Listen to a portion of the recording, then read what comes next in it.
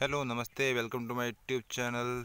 आज हम राजस्थान के एकीकरण के बारे में विस्तृत अध्ययन करेंगे, क्योंकि राजस्थान एकीकरण के संबंधित चाहे कोई भी एग्ज़ाम हो, राजस्थान पुलिस कांस्टेबल का एग्ज़ाम हो, पटवारी, एलडीसी या फिर रीट, राजस्थान के हर कंपटीशन एग्ज़ाम में राजस्थान के जो एकीकरण से संबंधित कोई ना कोई एक दो क्वेश्चन रिपीट होते ही है। और मैं आपके लिए एक शॉर्ट नोट, आपको ज़्यादा पढ़ने की ज़रूरत भी नहीं है, आपके लिए शॉर्ट नोट लेके आया हूँ। उसमें जो इम्पोर्टेंट फैक्ट है राजस्थान के एकीकरण के संबंधित, वही फैक्ट मैं आपको बताऊंगा। आपका टाइम भी वेस्ट नहीं होगा। और इसमें वो सभी मैं आपको important fact, most important fact भी बताऊंगा, जो मतलब इससे बाहर आपसे कुछ भी नहीं पूछा जाएगा। ठीक है, सो स्टार्ट करते हैं कि राजस्थान का एकीकरण किस प्रकार से हुआ। ठीक है, तो वीडियो के साथ बने रहे, इससे बाहर कुछ भी नहीं आएगा, विश्वास करो आप। तो राजस्थान के एकीकरण के बारे में हम पूरी डिटेल्स की जानेंगे और इससे एक भी क्वेश्चन बाहर नहीं आएगा। तो उम्मीद करता हूँ कि आपको ये वीडियो समझ में भी आए, और आप चाहे तो इसको नोट डाउन भी कर सकते हो, तो ताकि आपको याद भी रहे लंबे समय तक। सो स्टार्ट करते हैं।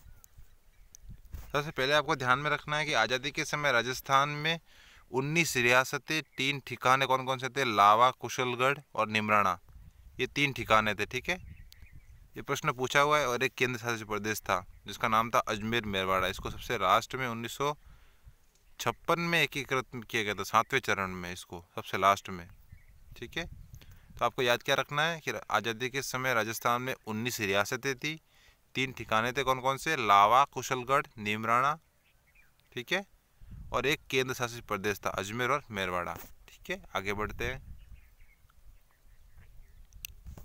5 जुलाई 1947 को रियासती सचिवालय की स्थापना की गई।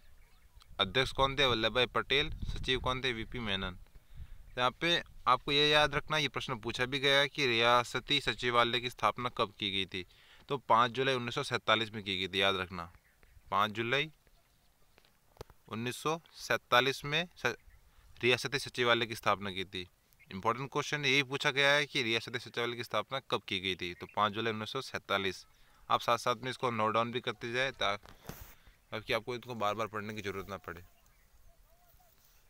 दूसरा है कि इसके जो अध्यक्ष बनाए गए, ये भी याद रखना, पूछा गया नहीं है लेकिन पूछा जा सकता है कि रियासती सचिवालय के जो अध्यक्ष बनाए गए थे वो वल्लभ भाई पटेल को बनाए गए थे। ठीक है, जिनको लौह पुरुष भी कहा जाता है। और जो सचिव थे वो वीपी मेनन थे। आगे बढ़ते हैं। भारतीय स्वतंत्रता अधिनियम की धारा 8 में कहा गया है कि अंग्रेज तथा देशी रियासतों के बीच की संधियां समाप्त कर दी जाएगी। कौन सी धारा के अंतर्गत ये प्रावधान किया गया है कि अंग्रेजों और देशी रियासतों की जो संधियां थी वो समाप्त कर दी जाएगी? धारा 8 के तहत। ठीक है, नेक्स्ट फैक्ट है, इंपॉर्टेंट फैक्ट है सारे।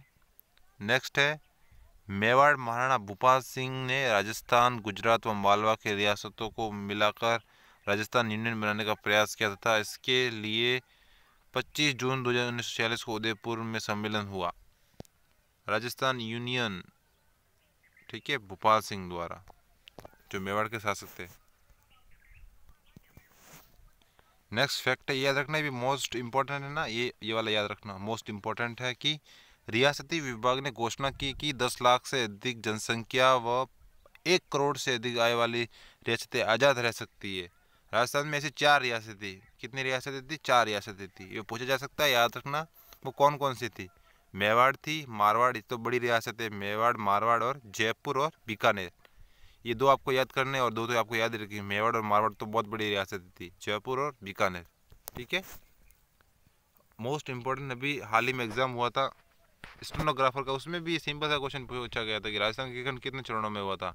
अधिकतर को पता भी नहीं है, फिर भी याद रखना, सिंपल सा क्वेश्चन है। तो राजस्थान का एकीकरण 7 चरणों में हुआ था। कितने चरणों में हुआ था? 7 चरणों में। इम्पोर्टेंट फैक्ट है ये। मत्स्य संघ से कोई ना कोई एग्जाम में कोई ना कोई क्वेश्चन रिपीट होता है मत्स्य संघ का, चाहे वो इसकी एग्जाम डेट से रिलेटेड हो, या इसकी जो रियासत से संबंधित हो, या फिर इसके प्रधानमंत्री हो। ठीक है,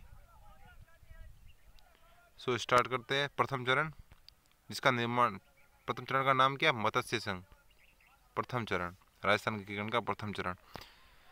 तो इस मत्स्य संघ का जो निर्माण हुआ था, या कब हुआ था? 18 मार्च 1948 को। अब इसमें कौन कौन सी रियासतें सम्मिलित की गई थी? इसमें 4 रियासतें सम्मिलित की गई, धौलपुर, करौली, अलवर और भरतपुर। तो इनको याद करने का ट्रिक है, वो सबको पता होगा वैसे, बेसिक ABCD। ये 4 रियासत थी ABCD, अलवर, भरतपुर, करौली और धौलपुर। इसमें जो राजधानी किसको बनाई गई थी? तो ए को, ए सबसे पहले आता है ABCD में, ए अलवर को। तो अलवर को ही इसकी राजधानी बनाई गई थी, ठीक है, अलवर। प्रश्न ये भी पूछा गया है कि इन 4 रियासतों में से ऐसी कौन सी रियासत थी जो राजस्थान में विलय होना नहीं चाहते थे, बल्कि मध्य प्रदेश से विलय होना चाहते थे? तो सबसे लास्ट वाला आएगा यहाँ पे, डी, याद रखना आप। AD का हमेशा याद रखना, ABCD में अलवर थी, उसको राजधानी बनाया गया था। इसमें ऐसी कौन सी रियासत थी जो मध्य प्रदेश के साथ सम्मिलित होना चाहती थी? तो वो डी वाली थी, सबसे लास्ट वाली, डी मतलब धौलपुर रियासत, ठीक है। ये इंपॉर्टेंट क्वेश्चन है, ये पूछे भी गए बार बार, तो याद रखना आप।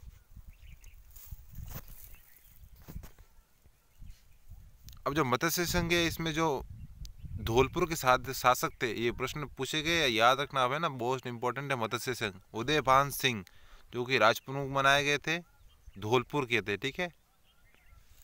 और गणेश पाल करौली, पाल वंश करौली में था, ठीक है, पाल, गणेश पाल को उपराज प्रमुख बनाया गया था। राजधानी ए अलवर को बनाया गया था।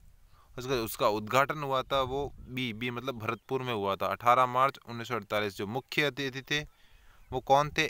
NV गाडविल। NV गाडविल इनके मुख्य। ये प्रश्न पूछा नहीं गया, पूछा जा सकता है कि इसका उद्घाटन कहाँ हुआ था मत्स्य संघ का? तो भरतपुर में हुआ था। किसने किया था? NV गाडविल की अध्यक्षता में, ठीक है, इनके मुख्य अतिथि। अब जो मत्स्य संघ के जो प्रधानमंत्री बनाए गए थे वो किनको बनाए गए थे? जो मत्स्य संघ के जो प्रधानमंत्री बनाए गए थे वो शोभाराम कुमावत को बनाए गए थे। इंपॉर्टेंट क्वेश्चन है, याद रखना। और जो उप प्रधानमंत्री बनाए गए थे वो जुगल किशोर चतुर्वेदी को बनाए गए थे। ये याद रखना, प्रधानमंत्री किसको बनाया गया? शोभाराम कुमावत को, और उप प्रधानमंत्री जुगल किशोर चतुर्वेदी को।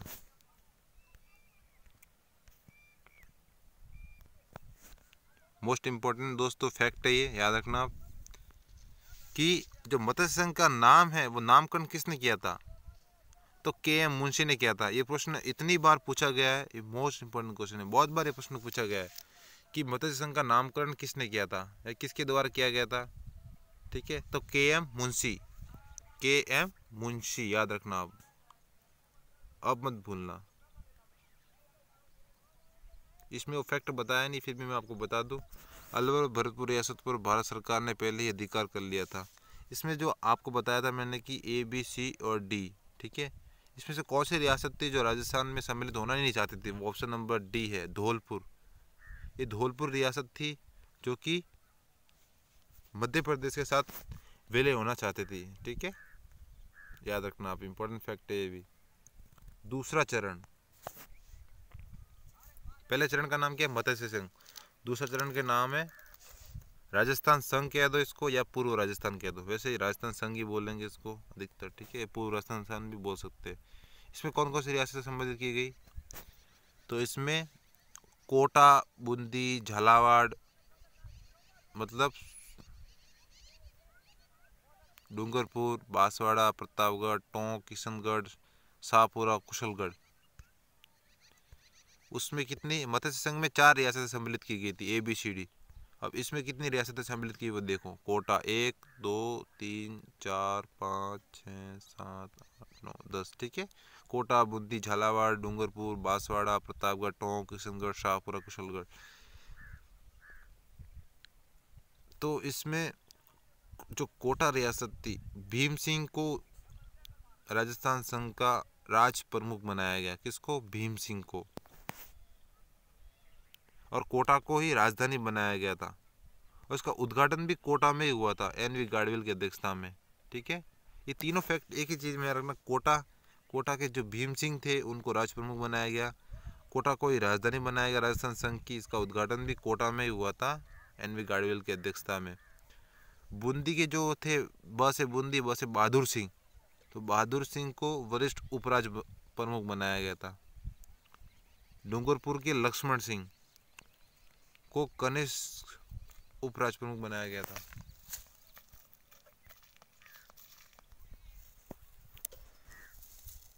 नेक्स्ट फैक्ट है कि राजस्थान के जो प्रधानमंत्री, राजस्थान संघ के जो प्रधानमंत्री बनाया गया था वो गोकुल लाल असावा को बनाया गया था। आप ये सब इम्पोर्टेंट यहाँ पे जो याद करने का लायक है वो क्या है, एक तो ये कि राजस्थान संघ का जो प्रधानमंत्री है वो गोकुल लाल असावा को बनाया गया, याद रखना है। और राज प्रमुख इनको बनाया था, भीम सिंह को बनाया गया था, ये याद रखना है। राजस्थान संघ की राजधानी कौन सी थी, कोटा ही है, ठीक है। और सबसे इम्पोर्टेंट है इसमें कि इसका जो उद्घाटन हुआ था वो कब हुआ था, किसने किया था, बस 25 मार्च 1948 का इसका उद्घाटन हुआ था एन वी गाडगिल की अध्यक्षता में, ठीक है। ये बस ये चीज़ इम्पोर्टेंट फैक्ट याद रखना आप। इसके फैक्ट देख लेते हैं। राजस्थान संघ के शाहपुरा व किशनगढ़ रियासतों ने अजमेर मेरवाड़ा से मिलने से मना कर दिया, याद रखना आप। शाहपुरा भीलवाड़ा में, किशनगढ़ अजमेर के रियासतों ने अजमेर मेरवाड़ा से मिलने से मना कर दिया। शाहपुरा व किशनगढ़ रियासतों को तोपों की सलामी नहीं दी जाती थी, राजस्थान की सबसे छोटी रियासतें थी। राजस्थान इम्पोर्टेंट फैक्ट है, ये मोस्ट इम्पोर्टेंट फैक्ट है, आप याद रखना कि राजस्थान की सबसे छोटी रियासत कौन सी थी, शाहपुरा। ये प्रश्न पूछा हुआ है, राजस्थान की सबसे छोटी रियासत कौन सी है, शाहपुरा। और राजस्थान की और किशनगढ़। और सबसे इम्पोर्टेंट फैक्ट ये है कि किन दो रियासतों को तोपों की सलामी नहीं दी जाती थी, तो शाहपुरा को और किशनगढ़ को रियासतों को तोपों की सलामी नहीं दी जाती थी।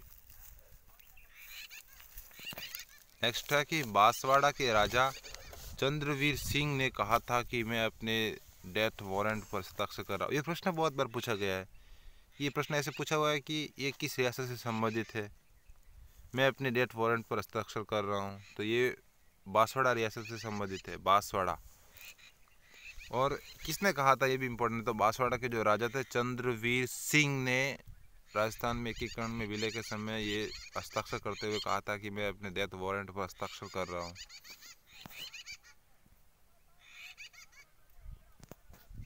टोंक रियासत, इम्पोर्टेंट फैक्ट है कि राजस्थान की एकमात्र मुस्लिम रियासत थी टोंक रियासत। और टोंक रियासत की जो स्थापना की थी वो आमिर खान पिंडारी ने की थी, आमिर खान पिंडारी ने की थी, आमिर खान पिंडारी ने की थी। आमिर खान हीरो का नाम याद रहेगा आपको। जो राजस्थान की एकमात्र टोंक रियासत, आमिर खान वही मुसलमान है, ठीक है। तो टोंक रियासत की स्थापना एकमात्र मुस्लिम शासक आमिर खान पिंडारी ने की थी। और टोंक में एक बहुत ही प्रसिद्ध महल है कांच का, ठीक है, जिसको सुनहरी कोठी भी कहते हैं, सुनहरी कोठी। ये प्रश्न पूछा हुआ, याद रखना आप, सुनहरी कोठी टोंक में है। अब तीसरा चरण, पहले चरण का नाम क्या था, मत्स्य संघ। दूसरा चरण राजस्थान संघ। तीसरा चरण कौन सा है, संयुक्त राजस्थान। राजस्थान संघ में मेवाड़ को सम्मिलित किया गया और इसका नाम रखा संयुक्त राजस्थान, ठीक है, सिंपल सा। इसमें राजस्थान संघ में मेवाड़ को विलय किया गया तो इसका नाम रखा संयुक्त राजस्थान।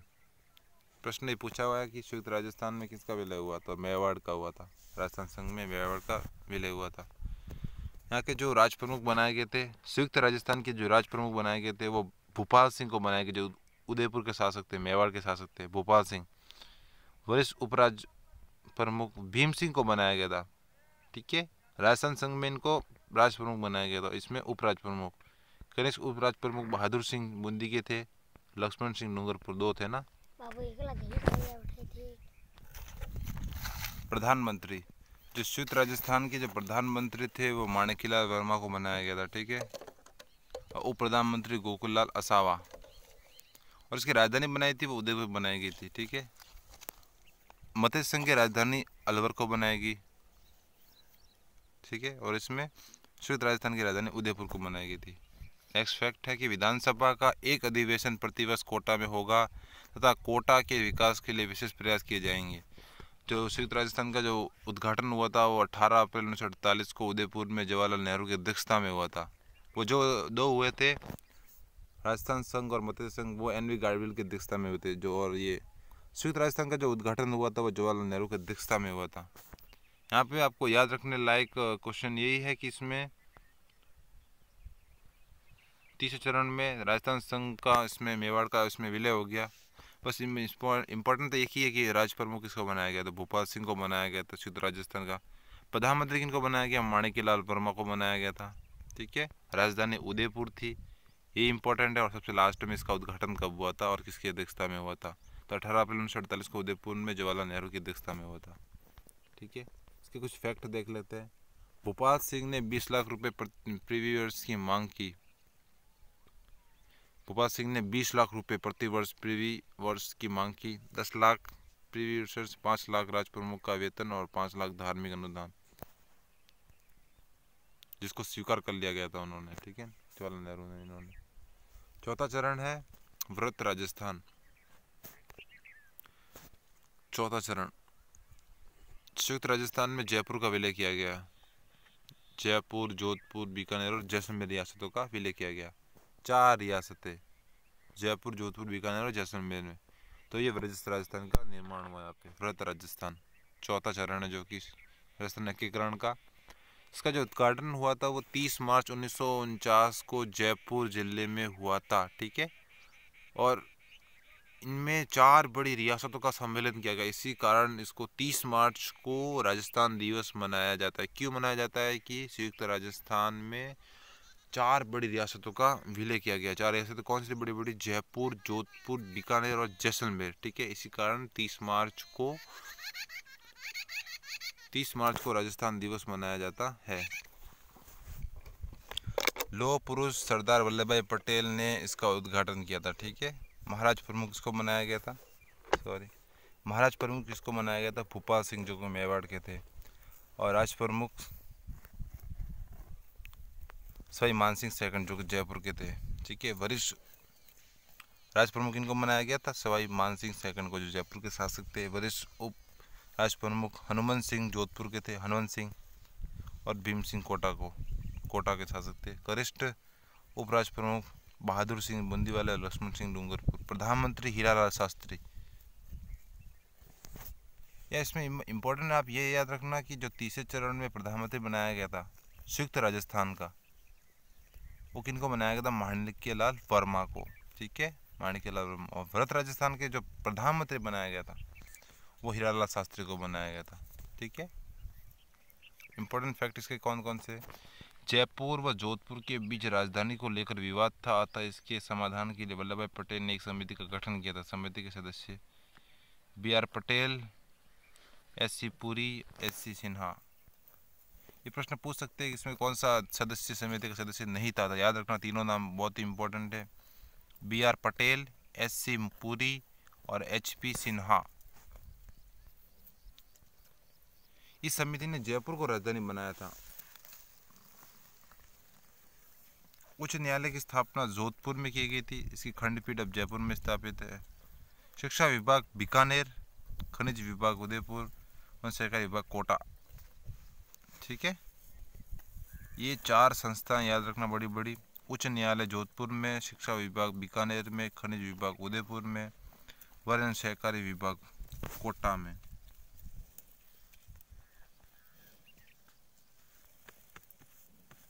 प्रीपर्स निर्धारित किया गया जयपुर को 18 लाख रुपए वार्षिक, जोधपुर को 17.5 लाख, बीकानेर को 17 लाख रुपए। 5वां चरण शुल्क 72 राजस्थान। व्रत राजस्थान में मत्स्य संघ का भी इसमें विलय किया गया। मत्स्य संघ का विलय 15 मई 1949 को किया गया। विलय शंकर राव देव, इंपॉर्टेंट है याद रखना, ये विलय शंकर राव देव समिति की सिफारिश पर हुआ था। अन्य से सदस्य कौन कहते? RK सिद्धा और प्रभुदयाल। शंकर राव देव की सिफारिश से हुआ था। ठीक है, इंपॉर्टेंट है ये। आगे बढ़ते हैं कि शोभाराम कुमावत को शास्त्री मंत्रिमंडल में शामिल कर लिया गया। भरतपुर को कृषि विभाग दिया गया। 6ठा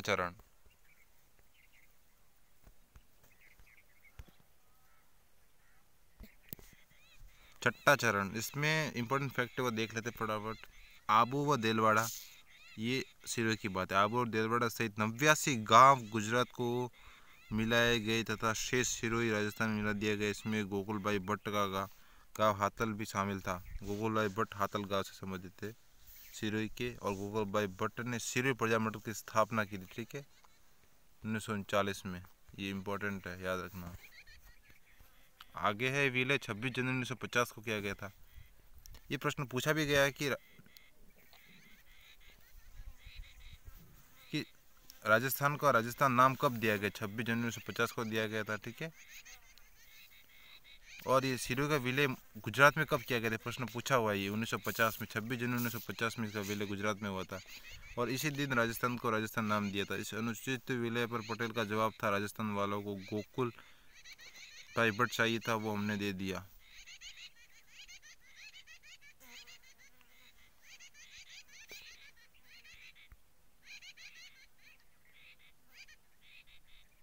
नहीं, सॉरी, इसमें जो आबू और दिलवाड़ा से जो 89 गाँव थे वो गुजरात में मिला दिए गए थे। जो शेष भाग था सिरोही वाला वो मतलब यहाँ मिला दिया गया था। तो सिरोही का जो राजस्थान में विलय हुआ था वो 26 जनवरी 1950 को हुआ था और इसी दिन राजस्थान का नाम राजस्थान रखा गया था।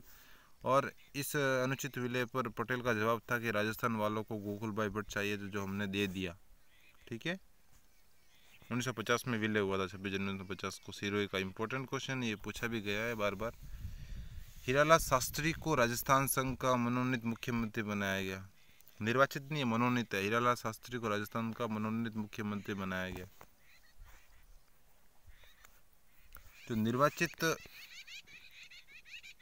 अब यहाँ देखो अब चीज, राजस्थान में 3 मुख्यमंत्री ऐसे थे मनोनीत मुख्यमंत्री। कौन थे? हीरालाल शास्त्री, जयनारायण व्यास, CS Venkatachari, ICS, CS Venkatachari, Jainarayan व्यास और हीरालाल शास्त्री मनोनीत। राजस्थान का प्रथम मनोनीत मुख्यमंत्री हीरालाल शास्त्री थे। राजस्थान के प्रथम निर्वाचित जो मुख्यमंत्री थे टीकाराम पालीवाल थे, बाद में उप मुख्यमंत्री बने, ठीक है। अब निर्वाचित मुख्यमंत्री कौन कौन थे? टीकाराम पालीवाल प्रथम थे, जयनारायण व्यास और मोहनलाल सुखाड़े। राजस्थान में सबसे युवा, राजस्थान के सर्वाधिक समय पर रहने वाले, राजस्थान में सर्वाधिक शासन कार्य सबसे ज़्यादा था वो मोहनलाल सुखाड़िया का है, ठीक है। ये भी प्रश्न ये याद रखना, ठीक है। सबसे कम समय तक रहने वाले मुख्यमंत्री कौन थे? हीरालाल देवपुरा, बाद में मंत्री बन गए। 16 दिन रहे थे, लेकिन कार्यकाल 16 साल। हीरालाल देवपुरा। पहले चुनाव 1951 में कांग्रेस के बाद सर्वाधिक सीटें राम राज्य परिषद को मिली थी। पहले चुनाव 1951 में कांग्रेस के बाद सर्वाधिक सीटें राम राज्य परिषद को मिली थी, ठीक है। 7वां चरण, अंतिम चरण है राजस्थान का विकेंद्रीकरण का, अंतिम चरण है ये। देख लेते हैं इंपॉर्टेंट फैक्ट इसमें क्या है। तो फजल अली की अध्यक्षता में राज्य पुनर्गठन आयोग बनाया गया। राज्य पुनर्गठन आयोग बनाया गया किसी? फजल अली की अध्यक्षता में। इसके 2 अन्य सदस्य थे, KM पणिकर बीकानेर तरफ से संविधान सभा सदस्य थे, हृदयनाथ कुंजरू। इस आयोग की सिफारिश के आधार पर, इस आयोग की कौन सी सिफारिश रखी गई? इस आधार पर आबू व दिलवाड़ा राजस्थान को मिलाया गया, अजमेर मेरवाड़ को राजस्थान में मिलाया गया 1 नवंबर 1956 में, है ना।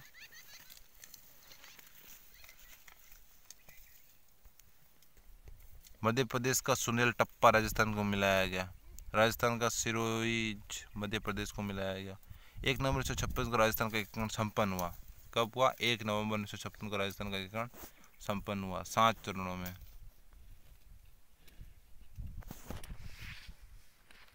एक नवंबर 2000 को राजस्थान भारत का सर्वाधिक क्षेत्रफल वाला राज्य बना।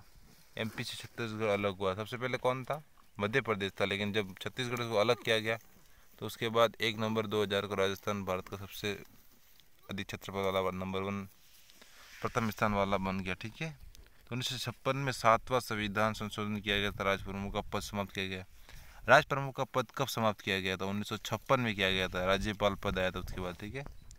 राजस्थान के जो प्रथम राज्यपाल थे, इम्पोर्टेंट है, ये पूछा भी जाता है बहुत बार, किसको बनाया गया? सरदार गुरुमुख निहाल सिंह को। 1971 में 26वां संविधान संशोधन किया गया था, राजाओं की पृथ्वी पर समाप्त कर दिए गए। जो उनको वार्षिक आय मिलती थी ना, वो भी समाप्त कर दी गई। 26वां संविधान संशोधन के अंतर्गत 1971 में आया था। इंपॉर्टेंट है ये सब सारे फैक्ट, आप एक बार नोट डाउन कर लेना। अजमेर पहले केंद्र शासित प्रदेश था वहाँ पर धारा सभा 30 सदस्य होती थी, हरिभाऊ प्रदेश के मुख्यमंत्री थे। फिर है हरिभाऊ उपाध्याय ने अजमेर मेरवाड़ा के राजस्थान में विलय का विरोध किया था। हरिभाऊ उपाध्याय ने इसका विरोध किया था, ठीक है, क्योंकि वो अजमेर के प्रधानमंत्री थे या मुख्यमंत्री जो भी थे, हरिभाऊ उपाध्याय, इन्होंने विरोध किया था। जयपुर व अजमेर में राजधानी को लेकर विवाद हो गया तथा इसके समाधान के लिए एक समिति बनाई गई। जो समिति के अध्यक्ष थे वो है सत्यनारायण राव, वी विश्वनाथन, बी के गुप्ता। ठीक है, इस समिति ने जयपुर को ही राजधानी बनाने की सिफारिश की। अजमेर को राजस्व विभाग दिया गया।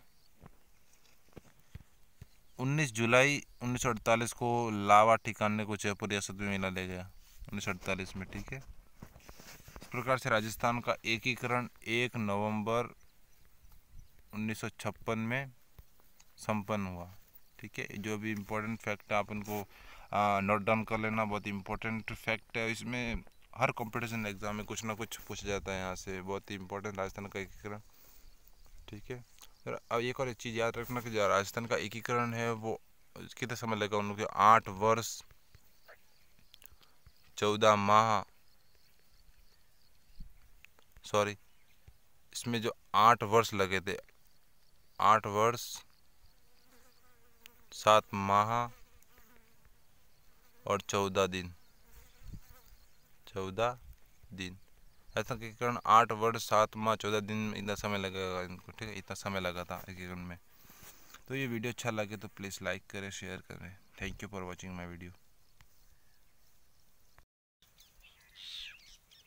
हेलो, नमस्ते, welcome to my YouTube channel. मैं आपके लिए आज बेहद ही महत्वपूर्ण क्वेश्चन लेके आया हूँ राजस्थान जीके के, जो हर बार कंपटीशन एग्जाम में रिपीट होते हैं और बार बार यही क्वेश्चन पूछे जाते हैं अक्सर। सो स्टार्ट करते हैं किस प्रकार से क्वेश्चन पूछे जाते हैं, और ये बहुत इंपॉर्टेंट क्वेश्चन है। ठीक है, और मैं आपके लिए एक ये आंसर की तौर पे भी मान सकते हो, टैक्स असिस्टेंट जो एग्ज़ाम होता है जो 18 में, उसकी एक ऑफिशियल आंसर की भी है आपके लिए। ये क्वेश्चन बार बार रिपीट भी होते हैं, इंपॉर्टेंट क्वेश्चन है। सो स्टार्ट करते हैं। पहला क्वेश्चन पूछा गया था कि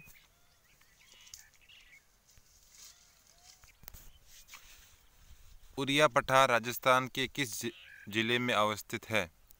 option A Sirohi, option B Udaipur, option C Dungarpur और ऑप्शन डी बांसवाड़ा।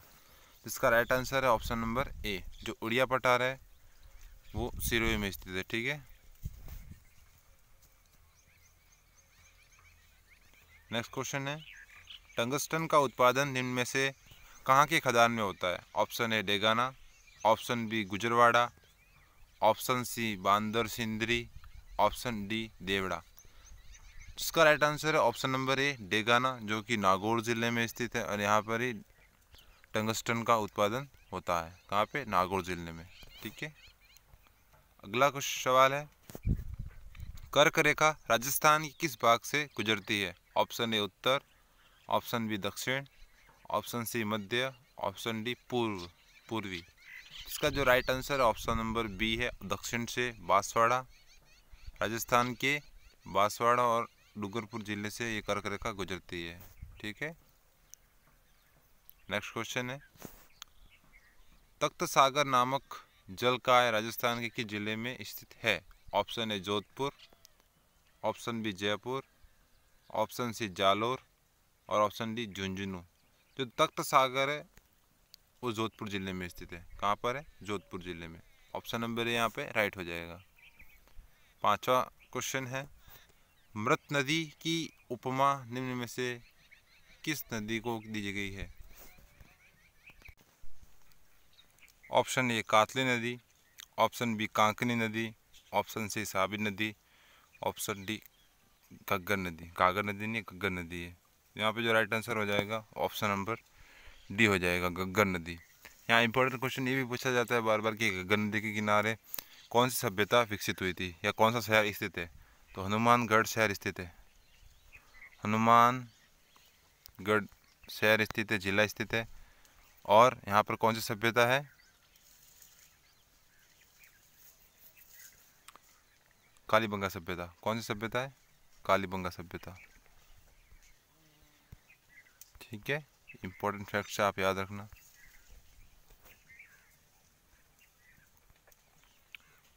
छठा सवाल है, मुहूर्त नैन्सी किस राज्य का दीवान था? Option A Bikaner, option B Jodhpur, option C Udaipur और ऑप्शन डी जयपुर। तो मुहूर्त नैन्सी जोधपुर के दीवान थे। ठीक है,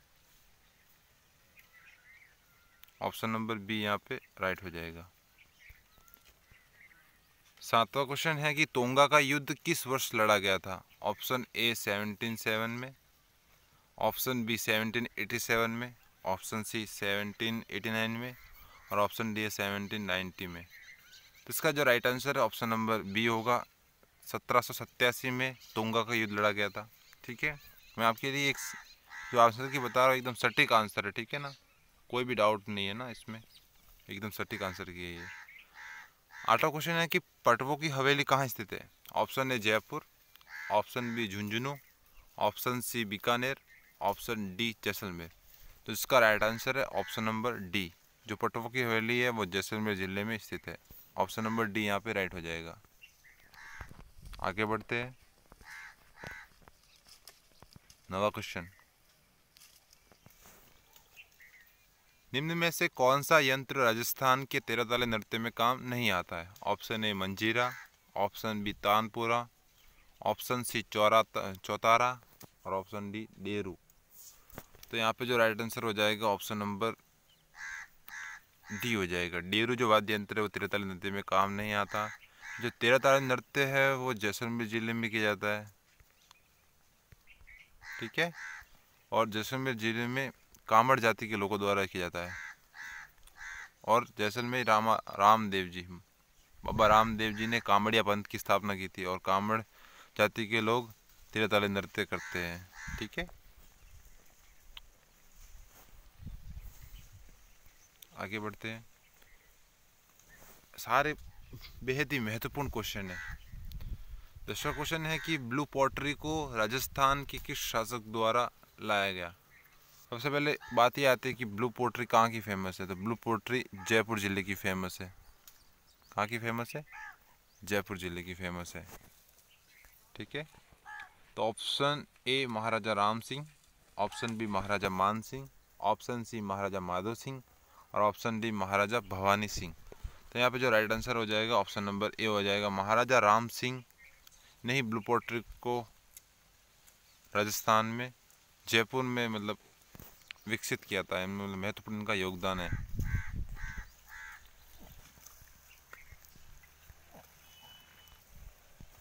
इसमें एक और याद रखना कि ये जो ब्लू पोट्री है तो जयपुर की फेमस है, लेकिन जो ब्लैक पोट्री है, ब्लैक पोट्री वो कहाँ की फेमस है? वो कोटा और कोटा से एक जुड़ा हुआ जिला और है सवाई माधोपुर। अगर ऑप्शन में कोटा है तो कोटा राइट होगा और ऑप्शन में सवाई माधोपुर है तो सवाई माधोपुर, दोनों में से एक ऑप्शन आएगा। ठीक है, तो ब्लैक पोट्री है कोटा और सवाई माधोपुर में फेमस है। ठीक है, ब्लू पोट्री जयपुर जिले में। 11वां क्वेश्चन है कि निम्न में से कौन सा ग्रासीय जनजाति से संबंधित नृत्य है? Option A Gudla, option B Walar, option C Gair और ऑप्शन डी गवरी। तो यहाँ पे जो राइट आंसर हो जाएगा ऑप्शन नंबर बी हो जाएगा। वालर नृत्य जो ग्रासीय जनजाति से संबंधित है और ये जो गवरी नृत्य है वो भील जनजाति से संबंधित है। ठीक है, आगे बढ़ते हैं। 12वां क्वेश्चन बहुत ही अच्छा क्वेश्चन है कि निम्न में से कौन सा अभ्यारण्य चूरू जिले में अवस्थित है? ऑप्शन ए घना अभ्यारण्य, ऑप्शन बी सज्जनगढ़ और ऑप्शन सी शेरगढ़ और ऑप्शन डी ताल छापर। तब राइट आंसर हो जाएगा option number D Tal Chhapar अभ्यारण्य, जो कि चूरू जिले में स्थित है और ये काले हिरणों के लिए फेमस है। ठीक है, काले हिरण के लिए फेमस है। और बाकी ऑप्शन की बात करें तो घना पक्षी विहार ये साइबेरियन क्रेन के लिए फेमस है, प्रसिद्ध है, जो कि भरतपुर जिले में। और सज्जनगढ़ है ये उदयपुर में स्थित है, उदयपुर जिले में सज्जनगढ़ अभ्यारण्य है। इसका एक याद रखना कि ये सज्जनगढ़ अभ्यारण्य पूछा जाता है बार बार ना, महाराजा सज्जन सिंह ने बनाया था, तो इम्पोर्टेंट। लेकिन प्रश्न ये पूछा जाता है कि कौन सी पहाड़ी पर स्थित है, कौन से, है ना, तो बांसधरा पहाड़ी पे, बांसधरा पहाड़ी पे, बांसधरा पहाड़ी पर सज्जनगढ़ का किला स्थित है, याद रखना बांसधरा पहाड़ी। ठीक है, और ये शेरगढ़ अभ्यारण्य कहाँ है? शेरगढ़ अभ्यारण्य बारां जिले में है। इसका जो प्राचीन नाम था वो कोषवर्धन किला था, लेकिन शेरशाह सूरी ने इसका पुनर्निर्माण करवाया था और तब से इसका नाम शेरगढ़ पड़ा। ठीक है, शेरगढ़, ठीक है, प्राचीन नाम क्या है? कोषवर्धन किला, याद रखना, इंपॉर्टेंट क्वेश्चन है। राजस्थान में नगर निगम की श्रेणी में आने के लिए शहर की जनसंख्या सीमा क्या होनी चाहिए? ऑप्शन 1 लाख से अधिक, ऑप्शन बी 3 लाख से अधिक, ऑप्शन सी 5 लाख से अधिक और ऑप्शन डी 4 लाख से अधिक। यहाँ पे जो राइट आंसर हो जाएगा कि नगर निगम के लिए जो जनसंख्या होती है शहर की वो होती है 5 लाख से अधिक। ऑप्शन नंबर सी यहाँ पे राइट हो जाएगा।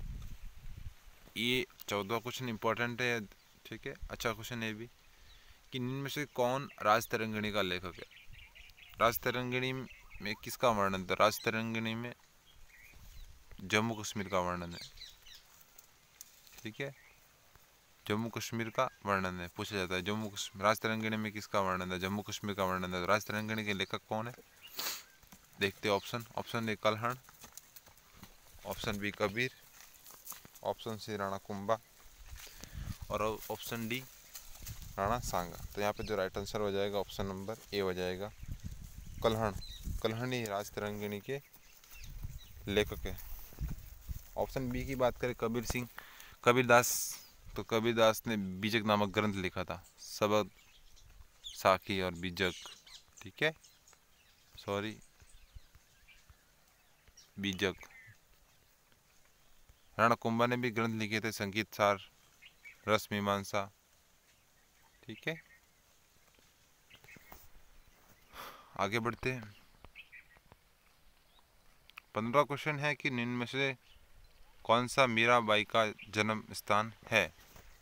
Option A Kudki, option B Sadri, option C Manpura और पाखरी और ऑप्शन डी सोजत।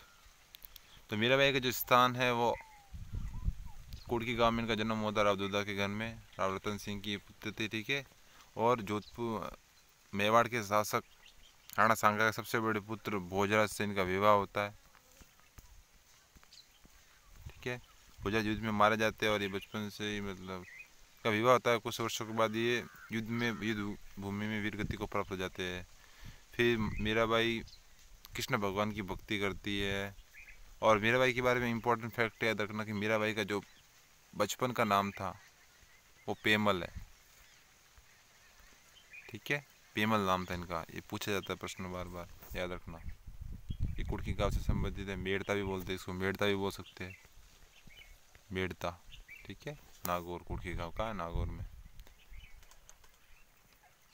अगला सवाल है कि राजस्थान वित्त कॉरपोरेशन, राजस्थान फाइनेंशियल कॉरपोरेशन की स्थापना किस वर्ष की गई थी? Option A 1951, option B 1956, option C 1947 और ऑप्शन डी 1955। तो यहाँ जो राइट आंसर हो जाएगा वो ऑप्शन नंबर डी हो जाएगा, 1955। 1955 में राजस्थान वित्त कॉरपोरेशन की स्थापना की थी। मोस्ट इंपॉर्टेंट क्वेश्चन है, याद रखना आप, ये रिपीट हो सकता है दोबारा। ये करंट अफेयर से क्वेश्चन पूछा गया था 2018 में। 10 अक्टूबर 2018 के दिन राजस्थान की मुख्य सूचना आयुक्त है। फिर भी बता देता हूँ इसका राइट आंसर है, इसका राइट आंसर ऑप्शन नंबर ए था। उस समय सुरेश चौधरी, श्री सुरेश चौधरी थे, ठीक है। मोस्ट इंपॉर्टेंट क्वेश्चन, बार बार रिपीट होता है क्वेश्चन, याद रखना आप। राजस्थान की कुबड़ पट्टी कहाँ स्थित है? Option A Udaipur Rajsamand, option B Alwar Bharatpur, option C Jhalawar Bundi, option D Nagaur Ajmer. तो यहाँ पे जो राइट आंसर हो जाएगा ऑप्शन नंबर डी हो जाएगा, नागौर और अजमेर में कुबड़ पट्टी स्थित है। यहाँ के पानी में फ्लोराइड की मात्रा इतनी होती है कि उनकी हड्डी थोड़ी थोड़ी मुड़ जाती है। कुबड़ पट्टी इसलिए इस क्षेत्र को कहा जाता है, फ्लोराइड यहाँ बहुत ज़्यादा मात्रा में पाया जाता है, ठीक है। आगे बढ़ते हैं। 19वां क्वेश्चन है कि 13 ताली नृत्य का संबंध किस जाति से है? Option A Bhil, option B Kamad, option C Meena और ऑप्शन डी कत्थोड़ी। तो 13 ताली नृत्य का संबंध अभी आपको मैंने ऊपर बताया था, 13 ताली का नृत्य का संबंध कामड़ जाति से है। रामदेव जी ने कामड़िया पंथ की स्थापना की थी और ये कामड़ जाति के द्वारा 13 ताली नृत्य किया जाता है। इसमें मजीरा नामक, जब रामदेव की जो फड़ वाचन की जाती है तब मजीरा नामक वाद्य यंत्र का प्रयोग किया जाता है, ठीक है। और जब बाबू जी की, ये भी इम्पोर्टेंट याद रखना आप, जब रामदेव जी की फड़ का वाचन किया जाता है तब मजीरा नामक वाद्य यंत्र का प्रयोग किया जाता है, ठीक है। और जब बाबू जी की फड़ का वाचन किया जाता है तब कौन सी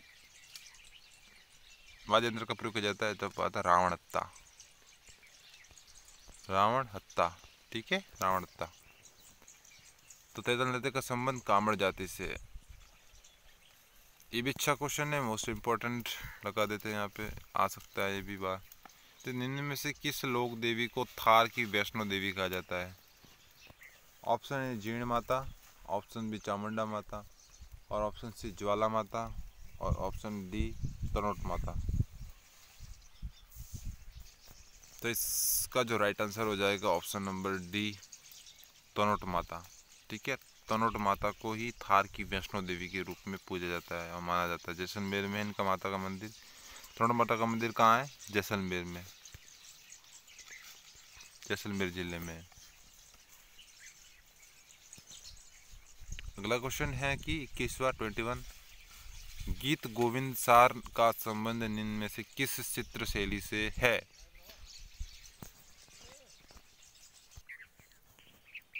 तो गीत गोविंद सार का संबंध देखते हैं। Option A Marwar, option B Kishangarh, option C Mewar, और ऑप्शन डी ढूंढाड़। तो अब जो गीत गोविंद सार का जो संबंध है वो मेवाड़ क्षेत्र शैली से, ठीक है। ऑप्शन नंबर सी यहाँ पे राइट हो जाएगा।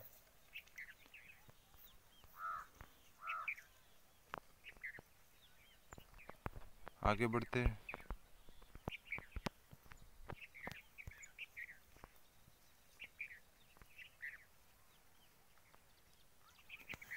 ट्वेंटी टू क्वेश्चन है कि भारतीय संविधान का अनुच्छेद 35A निम्न में से किस से संबंधित है?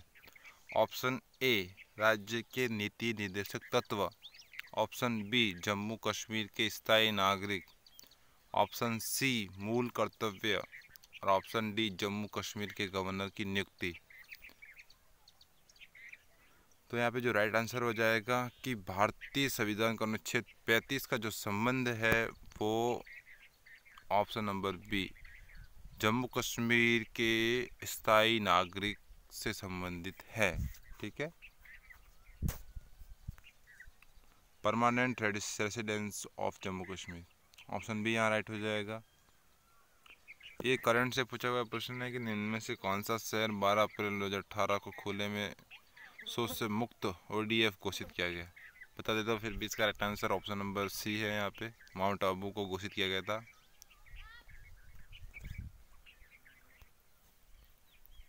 24 क्वेश्चन है कि स्मार्ट विलेज योजना की घोषणा किस बजट में की गई, ठीक है। ऑप्शन दो इंपॉर्टेंट क्वेश्चन है, याद रखना। स्मार्ट विलेज ऑप्शन है 2010-11, ऑप्शन बी 14-15, और ऑप्शन सी 17-18, और ऑप्शन डी 15-16। तो यहाँ पे जो राइट आंसर हो जाएगा ऑप्शन नंबर सी हो जाएगा। 2017-18 में स्मार्ट विलेज योजना की 2017-18 के बजट में की गई थी, ठीक है, याद रखना आप। नेक्स्ट क्वेश्चन है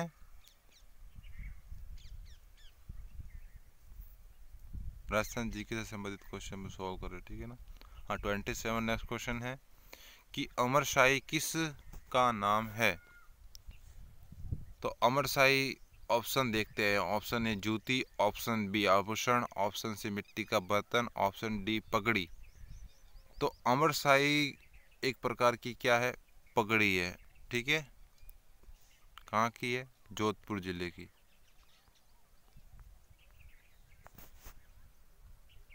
तो ऑप्शन नंबर डी यहाँ राइट हो जाएगा।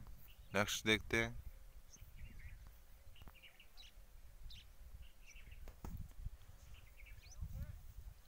राही सरनोबत किस से संबंधित है? ऑप्शन है निशानेबाज बाजी, बी तलवारबाजी, ऑप्शन सी बॉक्सिंग मुक्केबाजी, ऑप्शन डी कुश्ती।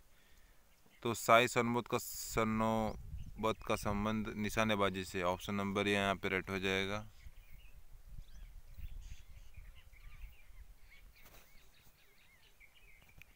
इतने ही क्वेश्चन थे राजस्थान जीके से संबंधित, ठीक है।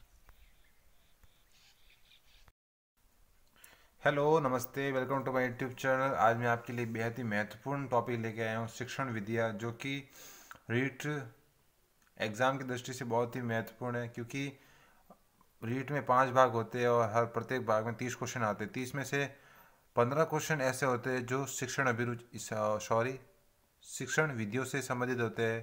तो 15 से 10 क्वेश्चन अगर आपके राइट करवाने के लिए मैं आपके लिए एक इम्पोर्टेंट बेहद ही महत्वपूर्ण टॉपिक लेके आया हूँ। इसमें सारी शिक्षण विधियों को कवर किया हुआ है। सो स्टार्ट करते हैं। टीचिंग मेथड्स, ठीक है। पहली है प्रश्नोत्तर सुकराती विधि। इसके जो जनक माने जाते हैं वो सुकरात माने जाते हैं। प्रश्नोत्तर विधि के जनक सुकरात है। खंडायन विधि और दंडायन विधि ये भी सुकरात ने दी थी, ठीक है। समस्या समाधान विधि सुकरात व सेंट थॉमस। नेक्स्ट है प्रक्रिया विधि। प्रक्रिया विधि के जो जनक माने जाते हैं वो कमेनियस माने जाते हैं। पाठ्यपुस्तक विधि, ये इंपॉर्टेंट फैक्ट है कि तू पढ़ विधि, तू पढ़ विधि का अन्य नाम क्या है? पाठ्यपुस्तक विधि। तो इसके जो जनक है वो कमेनियस माने जाते हैं। पाठ्यपुस्तक विधि के जनक कौन है? कमेनियस। संदर्भ 7वीं शिक्षण विधि है। संदर्भ एवं स्रोत विधि बाइनिंग एवं बाइनिंग की है, ठीक है। ऐतिहासिक खोज विधि, ये आप याद रखने छोटे छोटे फैक्ट ये और सारी क्वेश्चन ये मतलब शिक्षण विधियों को यहाँ कवर किया गया है, तो आप इनको याद कर लेना ताकि आपका आगामी एग्जाम में भी क्वेश्चन गलत ना हो। ऐतिहासिक खोज विधि जेरोम एस ब्रूनर ने दी। ऐतिहासिक खोज विधि जेरोम एस ब्रूनर ने, इन्होंने एक संज्ञानात्मक सिद्धांत भी दिया था, ठीक है। ये इंपॉर्टेंट है। नवी शिक्षण विधि याद रखना आप। मूल्यांकन विधि इवोल्यूशन जो मेथड दिया था वो BS ब्लूम ने दिया था। BS ब्लूम ने मूल्यांकन को त्रिकोणात्मक बताया था, ठीक है, याद रखना आप, बार बार पूछा जाता है परीक्षा में। ये प्रायोजना विधि भी इंपॉर्टेंट है, या योजना विधि। इसके जो प्रवर्तक है वो विलियम हेनरी किलपैट्रिक माने जाते हैं। एकीकृत विधि के जनक कौन है? John Dewey. क्रियात्मक विधि करके सीखना, जॉन डीवी। गणना विधि थेल्स ने दी थी। प्रादेशिक विधि हर्बर्टसन ने दी है। वाद विवाद विधि हर्बर्टसन ने दी है। हर्बर्टसन ने 3 विधि दी है, प्रादेशिक विधि, वाद विवाद विधि, सामाजिकृत अभिव्यक्ति विधि, ठीक है, और शास्त्रार्थ विधि हर्बर्टसन ने दी है। सहसंबंध समन्वय विधि हर्बर्ट स्पेंसर, हर्बर्ट स्पेंसर। ये भी इंपॉर्टेंट विधि है। भाषा संसर्ग विधि, भाषा संस्कृत विधि में इसमें व्याकरण को भी साथ साथ में पढ़ाया जाता है, ठीक है। हर्बर्ट स्पेंसर इसके जनक है, वही इंपॉर्टेंट है कि भाषा संस्कृत विधि के जनक कौन है? Herbert Spencer. समवाय या सहयोग विधि के प्रवर्तक कौन है? वो भी हर्बर्ट स्पेंसर। पाठ योजना विधि इंपॉर्टेंट है, ये भी। पाठ योजना विधि किसने दी थी? JF हर्बर्ट ने दी थी, ठीक है। हर्बर्टी विधि या पंचपदीय विधि, रीट में प्रश्न पूछा था कि हर्बर्ट की विधि में कितने पद है? 5। पंचपदीय विधि थी ये, हर्बर्ट की है, ठीक है। ये माइक्रो टीचिंग, ये भी इंपॉर्टेंट है। सूक्ष्म शिक्षण विधि किसने दी थी?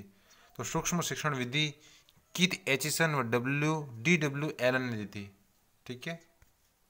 दल शिक्षण विधि, तो दल शिक्षण विधि के जो प्रवर्तक माने जाते हैं वह डेविड वार्डिंग माने जाते हैं, ठीक है। साक्षात्कार विधि जॉन डार्लन ने दी है, जॉन डार्लन ने दी है। और अनुकरण विधि पेस्टालोजी ने दी है। भ्रमण विधि पेस्टालोजी ने दी है। विकासात्मक विधि जीन पियाजे, संज्ञानात्मक विकास का सिद्धांत दिया था इन्होंने, ठीक है। प्रयोगशाला विधि डेजी जॉन मॉरविल ने दी है। और परीक्षण विधि डेजी जॉन मॉरविल ने दी है। ये कुछ इंपॉर्टेंट विधियां है, ठीक है, इससे बाहर कुछ भी नहीं आएगा। पर्यवेक्षित अध्ययन विधि डेजी जॉन मॉरविल ने दी है। प्रयोग प्रदर्शन विधि के जनक डेजी जॉन मॉरविल। क्रियात्मक अनुसंधान विधि बहुत ही इंपॉर्टेंट है ये, कि क्रियात्मक अनुसंधान विधि किसने दी है? तो क्रियात्मक अनुसंधान विधि स्टीफन M कोरे ने दी है। ह्यूरिस्टिक विधि या खोज विधि दूसरा नाम है, ये किसने दी है? Henry Edward Armstrong. किंडरगार्टन विधि इंपॉर्टेंट है भी, ये किसने दी है? Friedrich Froebel. फ्रॉबेल को किंडरगार्टन विधि के जनक माना जाता है। ये भी इंपॉर्टेंट क्वेश्चन है, बार बार पूछा भी जाता है ये। प्रदर्शन विधि, भाषा यंत्र उपकरण विधि और सहायक सामग्री विधि, ये जो विधियां हैं ये किसने दी है? फ्रेडरिक ने दी है, फ्रेडरिक फ्रॉबेल। इकाई विधि मोस्ट इंपॉर्टेंट, इकाई विधि के जनक है वो हेनरी क्ले मॉरिसन है। ये प्रश्न रीट में भी पूछा हुआ था कि इकाई विधि के प्रवर्तक कौन है? मॉरिसन है, ठीक है। इकाई योजना विधि मॉरिसन है वही। चक्रीय चक्राकार विधि हेनरी क्ले मॉरिसन ने दी है। ये तीनों विधि और ये कुंतन विधि भी किसकी, हेनरी मॉरिसन ने। मॉन्टेसरी विधि मारिया मॉन्टेसरी ने दी है। अब मारिया मॉन्टेसरी ने बहुत सारी विधियाँ दी है, ठीक है। मारिया मॉन्टेसरी विधि, गीत विधि, कहानी विधि, रसास्वादन विधि, ठीक है। खेल खेलना विधि इनकी है। खेल विधि के जनक कौन है? मोस्ट इंपॉर्टेंट क्वेश्चन, ये बार बार पूछा जाता है कॉम्पिटिशन एग्जाम में, खेल विधि के प्रवर्तक कौन है? तो हेनरी कॉल्डवेल कुक है, ठीक है। सैनिक विधि रेजर ने दी है। और ये सूत्र विधि, ये भी इंपॉर्टेंट है, सूत्र विधि के प्रवर्तक है वो पाणिनि माने जाते हैं, पाणिनि। सूत्र, ये प्रश्न पूछा हुआ था रीट में कि सूत्र विधि का जो जनक है वो कौन सी भाषा मानी जाती है? तो वो संस्कृत है, ठीक है, संस्कृत। भाषण विधि पाणिनि। डेकाली विधि डेक्राली ने दी है। जैक्टॉट विधि जैक्टॉट, ये तो सिंपल है। डाल्टन विधि, डाल्टन विधि हेलन पार्कस हर्टस ने दी है, ठीक है। डेका विधि हेलन पार्कस हर्टस ने दी है। बिनेटका विधि कार्लटन आसबर्न, इंपॉर्टेंट इतनी, ये भी ब्रेनस्टॉर्मिंग। मस्तिष्क उद्वेलन विधि एलेक्स एम आसबर्न, ये इंपॉर्टेंट है, याद रखना आप। भाषा प्रयोगशाला विधि डेनिमल डेविस स्टालुरो। आगमन विधि, आगमन विधि किसने दी है? अरस्तु ने दी है। निगमन विधि अरस्तु और प्लेटो ने दी है, ठीक है। लास्ट है विश्लेषणात्मक विधि अरस्तु। संश्लेषण विधि, आगमन निगमन विधि, ये सब विधि किसने दी है? अरस्तु ने दी है, ठीक है। प्रत्यक्ष विधि, प्रत्यक्ष विधि के जनक कौन है?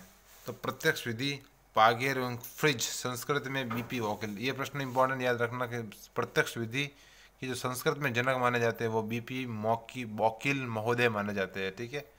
ये इंपॉर्टेंट क्वेश्चन है। अभिक्रमित अनुदेशन विधि स्किनर ने दी है, वो इंपॉर्टेंट है।